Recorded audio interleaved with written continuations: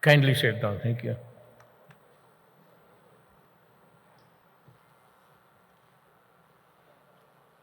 President Gloria Macapagal Arroyo, Vice President Vicente Soto,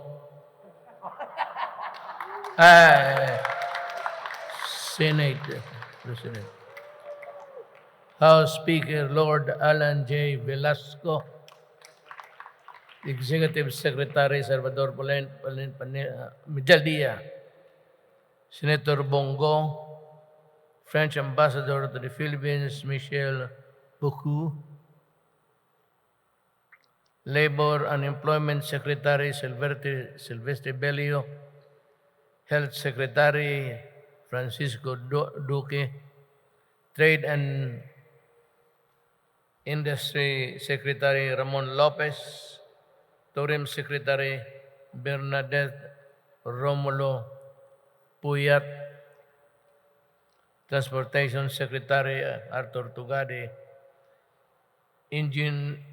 Energy Secretary Alfonso Cosi, Presidential Advisor on Peace, Reconciliation and Unity, Secretary Carleto Galvez Jr., Presidential Spokesperson Secretary Harry Roque,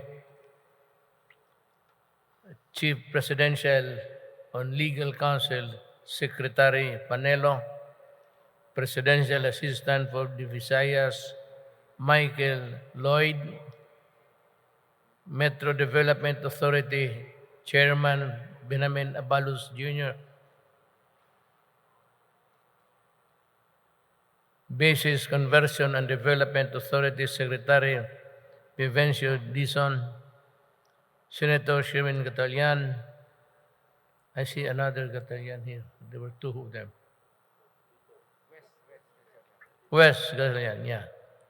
Pampanga 2nd District Representative Juan Miguel Macapagal Arroyo, Pampanga 3rd District Representative Aurelio Gonzalez Jr., Pampanga 4th District Representative Juan Pablo Rimpi Bundok, Valenzuela City First Governor Wesley Gatchalian, Secretary of, how do you address him? Sa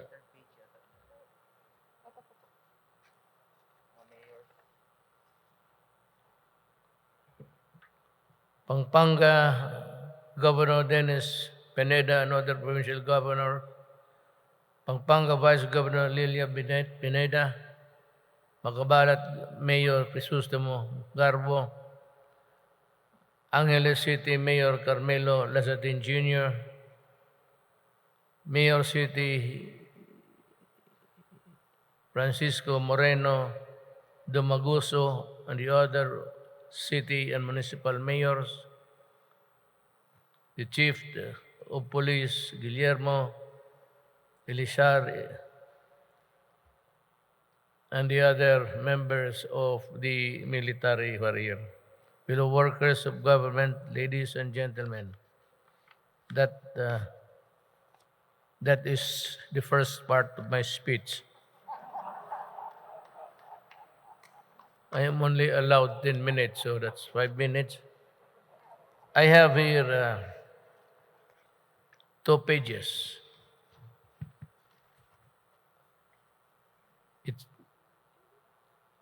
It was prepared by the staff, just mine. It is my pleasure to be with you all as we inspect the new terminal building of Clark International Airport. You know, mag-segue ako. Looking at this beautiful edifice, I was coming here from the tarmac. I could almost not believe my eyes that another beautiful building, one after the other, built by Arthur Tugade. You know, Arthur Tugade was our class valedictorian in the law school. But he was already an officer of the Delgado Shipping. And by the time we were classmates in fourth year, he was already a billionaire. Maraming pera si Art.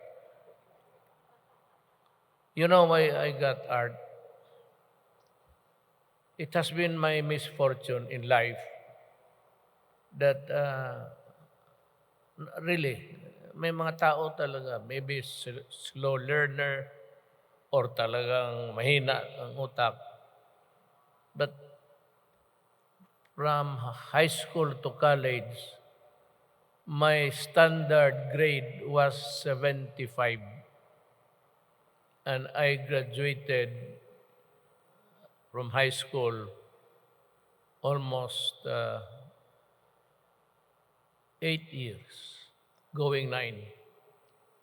So I was not an achiever. But you know, the imponderables of life has a way of changing things. I became a mayor. And for 23 years, I was there in Davao. Then 4 years as congressman. Then another 4 years as vice mayor of my daughter. And on to the presidency. Wala masyado akong, I was a trial fiscal. Kung tanungin mo ako about the penal laws, I could give you everything that you need to know. But hanggang dyan lang ako, my forte actually was criminal law. And so for all of the things before I became vice mayor, was costing along. It took me, I said, plus 3 years to graduate from high school. Nung na presidente ako, wala masyado. When I became president, I knew the meager things in the gray matter between the ears. Not so much about the technical, but I was a trial fiscal, a prosecutor. So hanggang dyan lang ako. Then when I went to school, met some guys, bright guys. I was left behind by 5 years. They were already lawyers. I was still struggling with the bar examinations. Then I finally got to be in the law school. Our class was star-studded. We had 2 justices of the Supreme Court, 3 of the top 10 during the bar exams were from San Beda. And lahat kami. So I chose when I became mayor, I got the valedictorian during our grade school days. He was a valedictorian from kindergarten up to wherever he graduated from the United States. Si Secretary Dominguez. Then Arthur Tugade and another bright guy. So when I choose my cabinet members, I choose si Ben. Talagang mautak yan. Si lahat. Almost all of them, or half of them were really cum laude and summa. I was the only one with a hanging 74. So, nung na-presidente ako, I choose the brightest, the best among my classmates. all valedictorians, half of them. And Tugadi was one of them. So nung nakita ko yung ginawa niya, may flashback in my mind was, I was never wrong in choosing him. But what is really very tragic is that Sonny Dominguez, the brightest, ano pa yan, voice of democracy champion, all of them, including Berna, magna cum laude from UP. But you know what? In one of the meetings, there were a conundrum of conversations. Tumingin lang ako sa kanila. At ngayon, pag dating ko dito, tumingin ako, trabaho ito ni Tugadi. So I was never wrong in choosing him. Berna, Benjokno, the central bank governor, Sal, who was a brilliant mind. Sometimes his attire is funny, but that's what he is. He likes it that way. So, you know what? I was just looking at them, talking. All magna cum laude. Isip-isip ko, wala man to. Their efforts to me is nothing. You know why? All of them, magna cum laude, were all workers of mine in the cabinet. Trabahante ko lang sila. So, that is how this building came about.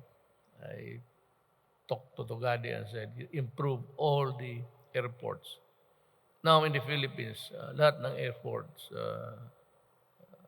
sa labas nila is to improve the airports. So I will continue. I am pleased that this new terminal building can accommodate 8 million passengers a year kung pupunta sila dito. This is twice the airport's current average capacity of more than 4 million passengers per year. I just hope that the local economy can absorb the number of people coming to visit the Philippines. It will surely help decongest traffic at the busy Ninoy International Airport and provide a better flying experience for local and tourists alike. I commend the Department of Transportation, the Basis Conversion and Development Authority, and all our partners from the private sector for this massive achievement. We are thankful that another major component of this administration's Build program is ready for the benefit of the people.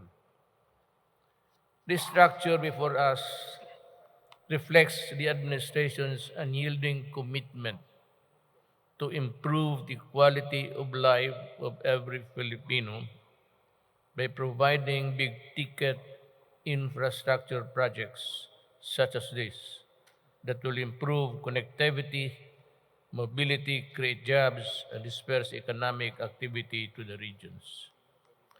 This development will also certainly boost economic growth in North and Central Luzon and provide these regions their own gateway to the rest of the Philippines and the world.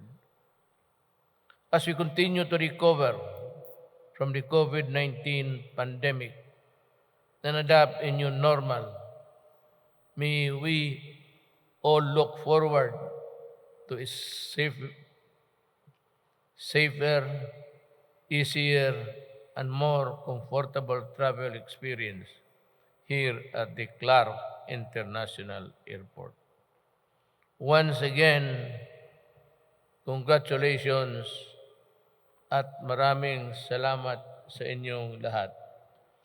Well, I have added, like to mention Ben Jokno. He was my budget, and then he became our Central Bank Governor. Mayor Vico Soto of Pasay City. Pasig City. Mayor Lino Cayetano, Taguig City. Mayor Francis Zamora, San Juan City. And Mayor Rex Gatchalian, Valenzuela City. Buhay kayong lahat. Puro marurunong to. So with this kind of brain war power, the Philippines can never go wrong except the politicians. Thank you.